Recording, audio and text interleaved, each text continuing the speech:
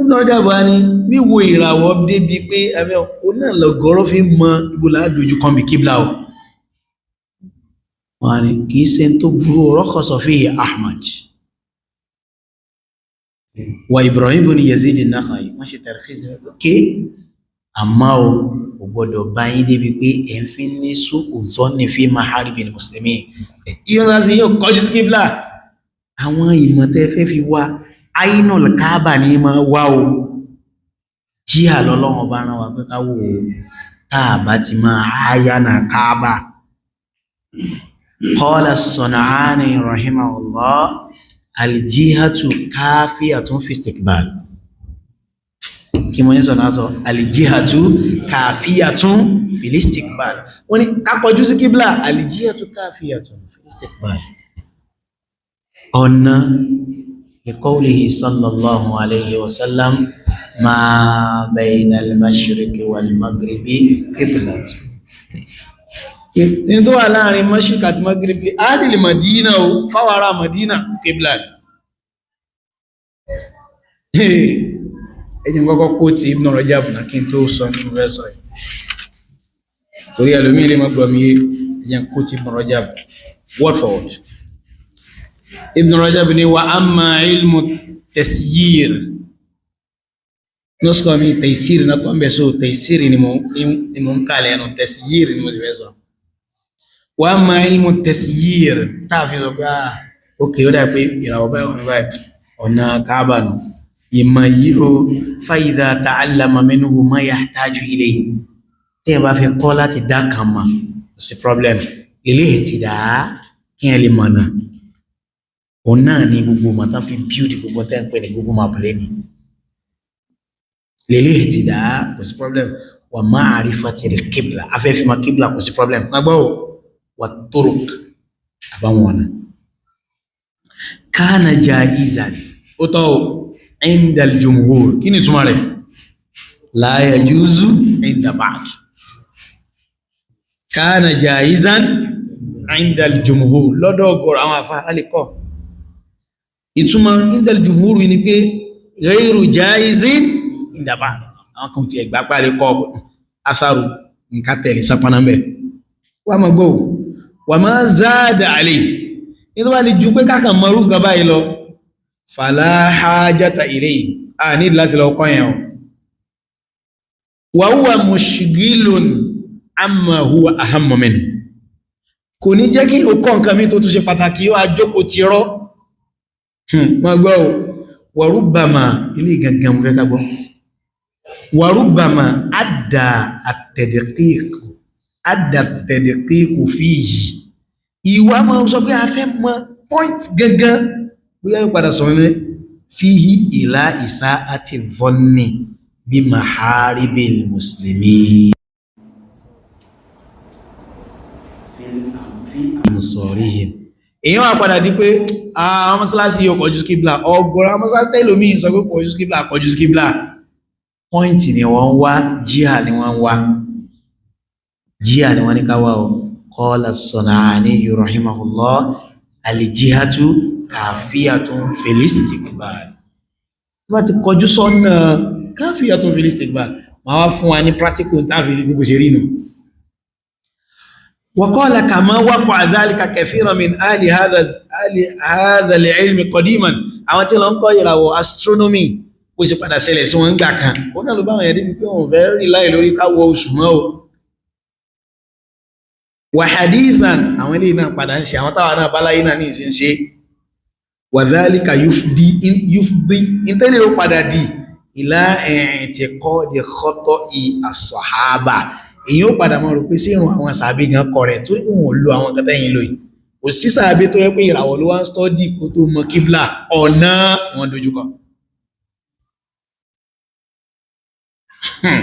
ọ̀nà làwọn sàábé dojúkọ fàyín àmànú bí mùsùlùmá àmàntún bí faqad ihtadaw ó tún túnmọ̀ sí pé tọ́lọ̀ bá lè fi wọ́n lẹ̀ bẹ́ẹ̀ èyí ṣe pé Ọlọ́run fẹ́ ni wọ́n ti ṣe yẹn ó ní padà dín tẹ́ fi wọ́n sọ pé sáwọn sàbí gan gẹ́ẹ̀tì ẹ̀ báyìí radiyallahu anhu kí parí o watabi'ina fi salatihim bẹ́ẹ̀ náà làwọn tó tẹ̀lé àwọn náà fi kathirin minal amsari wa huwa batil tó bá ilé báyàn débi wípé ìmìnirpáwọn sàbí gan wọ́n get kìíní ẹ̀ yìí sì sọ̀rọ̀ Qibla finder inshallah ní ìwé àsìkò tó kù yìí wa qad ankara al-imam Ahmad al-istidlal bil jadi Imam Ahmad bin Hanbal sọ pé ìran kan ìràwọ̀ ní jẹ́jẹ́ dìí ìta sọ yàtọ̀ sọ̀rọ̀ rẹ̀ rí so tí àwọn èèyàn bá fẹ́ fi wá Qibla tó wá ó ti pọ̀jù ìtànà tó wá tí wọ́n fi ìràwọ̀ yẹn wá Qibla àwọn àwọn yóò ní qala innama warada ma bayna al-mashriqi wal-maghribi qibla so wọ́n ní mọ́ máa jókòó jọ kan wá bí ládìsí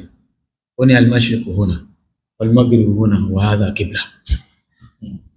wọ́n ní ara'ayta man salla kí lórí iṣẹ́ tó bá kírun tó wà láàrin báyìí qala jaza salat sahhat salatu ó nínú rẹ̀ tọ́ ṣùgbọ́n kó kọ̀nsídà ọ̀rọ̀ Umar tó sọ pé idha tuwjiha ila al-bayt òyìnbó tó bá rí anything tó lè súnmọ́ kó kọjú sí bayt jù ló dájú ó rí pé òní torí ẹ̀ sọ pé àwọn ilé onírun ó lè sọ pé well this is better kò gbọdọ̀ báyàn débi pé wọ́n ń sá fún maharibul muslimin wọ́n ní kálọ̀ ń dá kírun kò dá tó ìmọ̀ bóyá yíwa Imam Ahmad ní ìnàmà táwọn ìbá tí wọ́n mọ́lú jáde ìnàmà Qibla finder ní ìsìn ṣe ìmọ̀ tó kópa òsá rẹ̀ astronomy some mathematical latitude and longitude táwa náà tẹ́mọ̀ pé in tí ń wá is specific point now specific point tí ń wá yìí so possible kan tàbá tó tán ó yá wá gbọ́ Ànábì kírun ní Madina fún 10 years in tó fi kírun náà ni ma bayna al-mashriq wal-maghribi qibla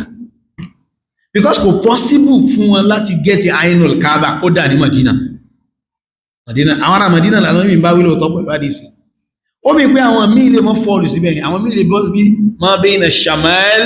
wal-janub qibla tàbá wo 4 cardinal points Mashriq is east, abi. Maghrib is west. Between east and west is Qibla. Fún ará Madina. Àwọn míì lè bọ́ sí between north and south. Ǹjẹ́ ó jẹ́ sí fáwọn yẹn. But the distance is still there. But I will consider akhrajahu Malik fi Muwatta. I will consider ilé. Ike Malik gbà pé idha tuwjiha ila al-bayt. Láti sọ pé okay ṣé àwọn èèyàn lè lo Qibla finder yes because wọn ò tiẹ̀ nímọ̀ tí wọ́n fi mọ area tó fọ́ sí gan wọ́n sí so wọ́n lè lò ṣùgbọ́n tẹ́ bá lò tẹ́ mọ́gbà pé point ni you can still ẹ lè wò dáadáa kẹwàá pé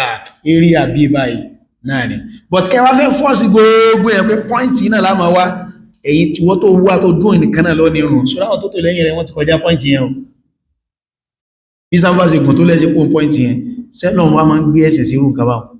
ọlọ́run ìgbé ẹ̀sìn sí bẹ́ẹ̀ wọn ọlọ́run sọ pé wà ayna ma tuwallu ọ̀fẹ́mà wà kayfa qala haythuma kuntum fawallu wujuhakum shatara ọ̀nà àwọn Umar sọ pé idha tuwjiha qibala al-bayt qibala lónà tó lò qibala al-bayt tó bá tó ọ̀nà so it is impossible for us mathematically kò possible láti get Ainul Kaaba fún èèyàn mẹ́wàá tó fẹ́ tó lórí sáfún àádá li kulli man la yu'ayyinul Kaaba fẹ́ tí ò bá lè rí Kaaba ni àmà man yu'ayyinuhu àmì tó lè rí báyìí yajibu alayhi istiqbaluha òun dojúkọ báyìí ní anahu yu'ayyinuhu aw man kana fi maqamil mu'ayyin àbẹ́ tó wà ní pọ̀ tó náà lè rí gẹ́gẹ́ bí afọ́jú wọ́n dojú rẹ̀ kọ báyìí والله أعلم